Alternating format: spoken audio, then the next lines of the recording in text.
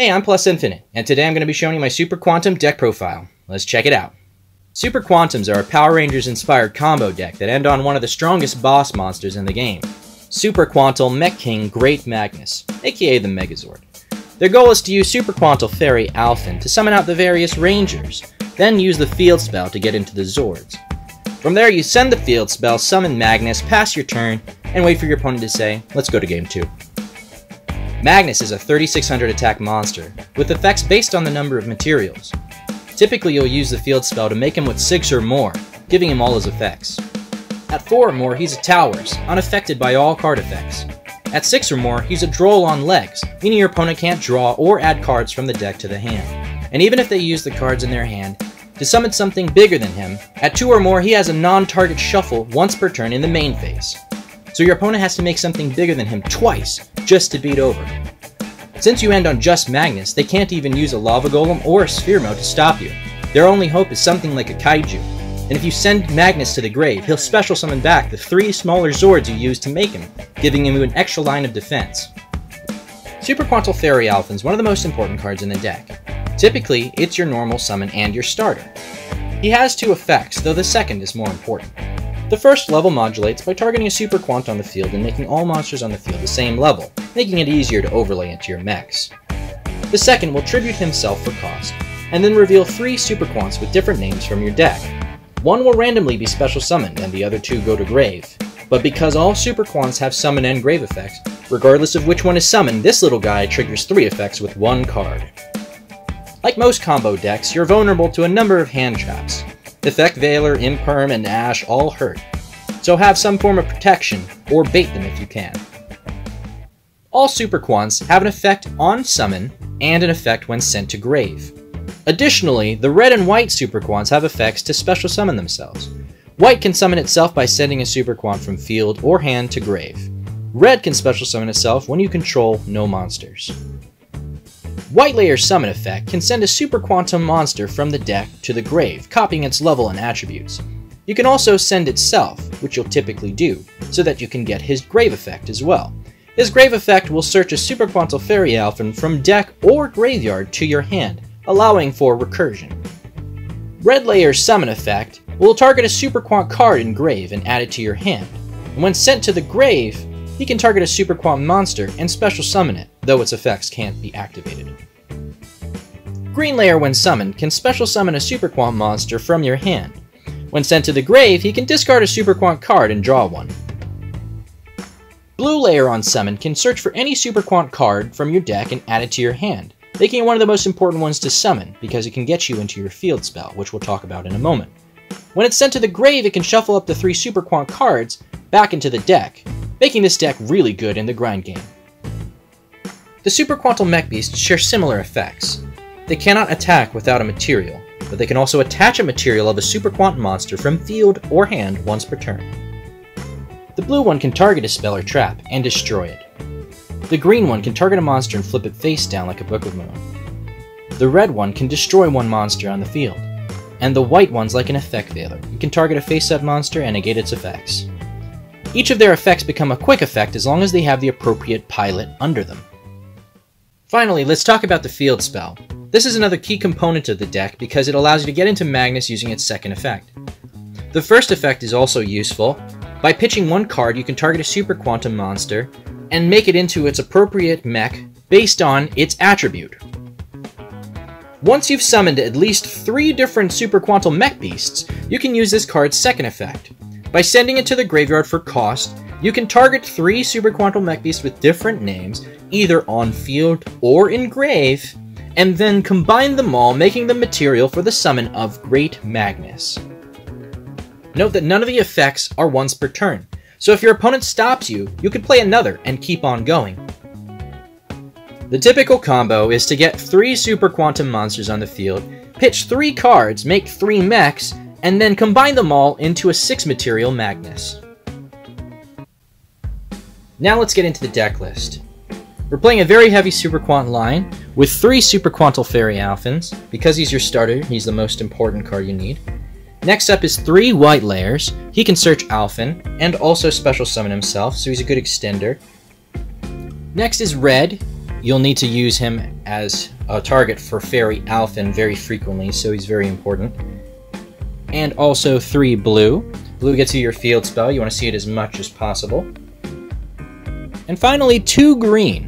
We're playing just 2 because he is a little bricky sometimes. You don't really want to see him in your opening hand, but he is useful for the extra name, and every once in a while his effects come in handy.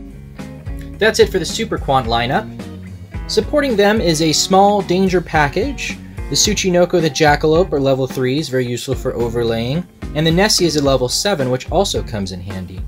It's just a small package. I'm not playing the Mothman. I felt like it wasn't worth it, and Nessie at 3 would be much better, but I've decided to swap it out instead for a Godarla. Every once in a while it comes in handy to remove a monster that I want to get rid of, like a Negate, or in the rare case that I draw it against a Flunder, it's good to have. So I've decided to swap it out for that. That's it for the monsters. Next up is spells. And of course we have to start off with 3 of the field spell. Surprisingly, not the 4th copy in Terraforming, and hopefully you'll understand why in a little bit.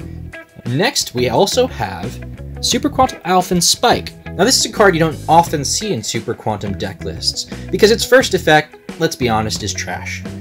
If you control 3 Super Quantum monsters, you can shuffle all your opponent's cards back into the deck. However, they get to special summon a monster from their extra deck, ignoring its summoning conditions. This is a very, very bad card to play for its first effect. However, its second effect is very useful for getting the field spell, especially as a follow-up in case your opponent interrupts.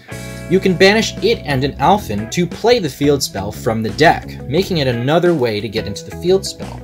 Next up, 3 E-Telly. E-Telly summons blue, because blue is a psychic, so you'll want to play 3 to get to blue as often as possible. Blue, of course, will search out your field spell, so essentially we're playing 3, 4, 5, 6, 7, 8 ways to get into the field spell in just this current main deck. And then we'll get to the side deck in a little bit. Now, finally, we have some one-ofs. Monster Reborn in this deck is extremely powerful. If you use Alphen's effect and you end up not hitting the blue as the special summon, you can Monster Reborn the blue, or any, honestly, any Super Quant card that couldn't otherwise have been triggered because it went to the grave. Foolish Burial is also useful, because you can send White Layer and then immediately grab an Alphen, so Foolish Burial is an extra copy of Alphen. And of course, Called By to stop the hand traps, except for Imperm, unfortunately, and we're only playing the 1. Okay, so far you've seen 30 cards, and I actually have 15 more here for a total of 45, but I have to explain something first. So, most Super Quantum players, their goal is to go first and make Magnus then pass. Turboing out Magnus is, in fact, still my goal. However, this deck does not do well going second normally, because playing through hand traps and other interruptions is just too hard for a rogue deck like this one. There's not enough extenders. So what you have to do, in my case, I've found, is to play going second cards. Powerful going second cards like Ultimate Slayer, Super Poly, Raigeki and Lightning Storm are currently taking the place of Dark Ruler No More or Forbidden Droplet. I was using those for a while, but found that it's better to remove the problem. Even if sometimes I have to side it out for something like Tearlaments, it's still useful for getting rid of boards that people are not expecting you to get rid of. I did have 3 Raigeki, but the extra Lightning Storm helps for back row, and back row is very prevalent in today's day, so I actually play 3 Twin Twisters. Now, people are typically playing Cosmic Cyclone, and that is in fact a better card because it does banish the Runick field spell.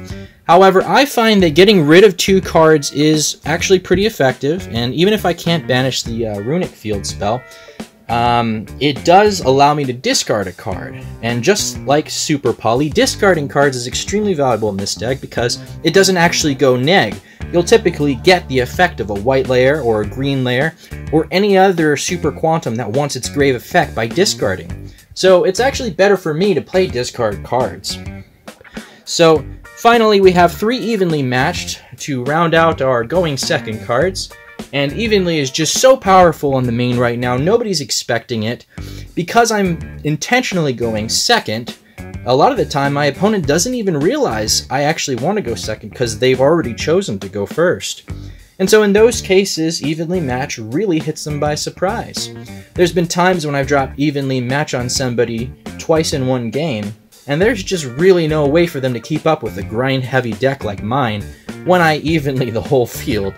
Especially if you follow up evenly with Ultimate Slayer, because typically they'll leave an extra deck monster. Then you can Ultimate Slayer it away, then their field's completely gone. Really useful for clearing away the Mirror Jade that they've decided to leave, or even the Tearlaments fusions, because you don't want them to get their grave effects. So, that's it for the main deck. Let's move on to the extra deck now. I'm playing a pretty heavy Super Quant build here. I actually play 2 Magnus. Most of the time you only need 1, but because it's a grind-heavy deck, playing a second one does come in handy. Even though blue can shuffle it back, it's better for blue to target things like blue, red, and white, so you always have 3 targets for Alphen. I play the 2, and I have frequently gone into 2. Next is 2 of the Luster Rex, the white one, 2 of the red one, only 1 of the green one, because I don't typically go into it, and I'm only playing 2 of the greens anyways, and 2 of the blue one. I go into blue, red, and white so frequently because my targets off of Alphen are frequently going to be red and white and blue. And then green is just there for an extra name just in case I need it. Of course, because we're playing Xyz monsters, you have to have Zeus.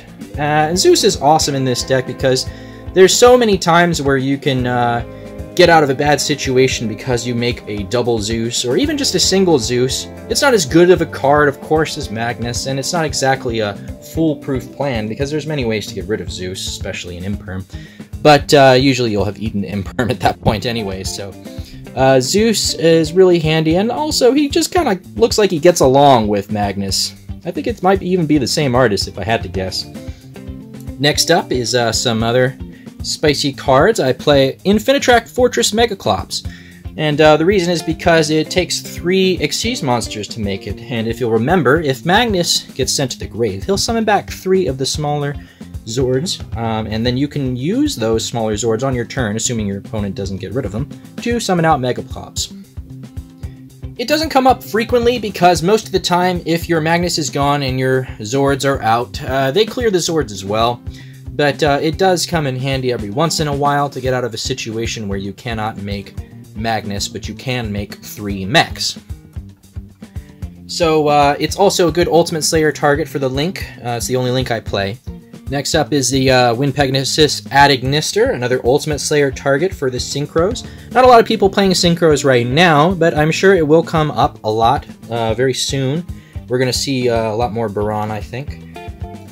And the final 3 spots go to Super Poly targets. I'd love to play more, but as you can see, it's pretty jam-packed. So Muddragon and Garuro will cover most situations that you want to Super Poly out of. Dragostapilia also coming in handy for the very frequent fusion matchup. You have a lot of Tearlaments and Despia going around. So I find that that's enough. Also, Garuro, of course, overlaps as a good Ultimate Slayer target for fusion. Alright, finally, let's look at the side deck. So, as I mentioned, I'm a going second deck. And I do that because blind going second is better for me. I break the board, then I make Magnus, and pass the turn, wait for my opponent to scoop.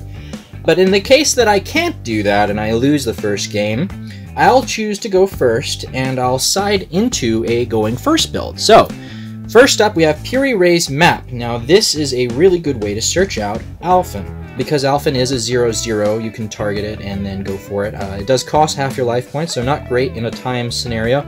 But most of the time, if you make Magnus, you win anyway, so I'll pay the half life points. I'm happy to do that. Next up is the Terraforming and the Foolish Burial Goods. These 2 would be in the main deck, but I've actually swapped them out for extra going second cards. They are really good in the main deck as well. I've just chosen to play more going second cards in the main deck. We also have D-Barrier. It's just too powerful a card right now. Then I'm playing a spicy tech. We got Silent Graveyard, and I play that because discarding a card again does not hurt this deck one bit, and it's really good against a Tearlament matchup. So if I go first, I play this card, and even going second, it can shut them off on my turn. And then finally, because we're a combo deck, we often go into time. So I play Ghost Sister and Spooky Dogwood just so I don't lose in time, because that has frequently happened.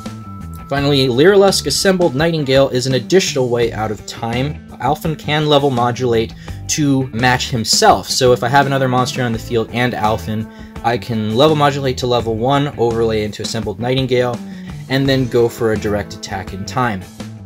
That's it for the deck profile. Thanks for sticking around to the end here. I've been really enjoying this deck ever since my friend told me about it late last year that Power Rangers and Yu-Gi-Oh! Was a thing. I had to try it. I don't really expect it to win tournaments, but, you know, I have been able to get an X1 every once in a while at my locals, so I'm pretty proud of that. Even against decks like Despia, Tearlaments, Runick Spright, the whole 9 yards, I can handle on just the fact that Magnus is an amazing card, and of course my power going second cards. So if you're interested in a combo video or a tutorial teaching you how to play, I would love to do it. Give me a like, a comment, a subscribe, anything to let me know I should keep on going, and I'll do it in the near future. Thanks again for watching, and I hope you have a great day.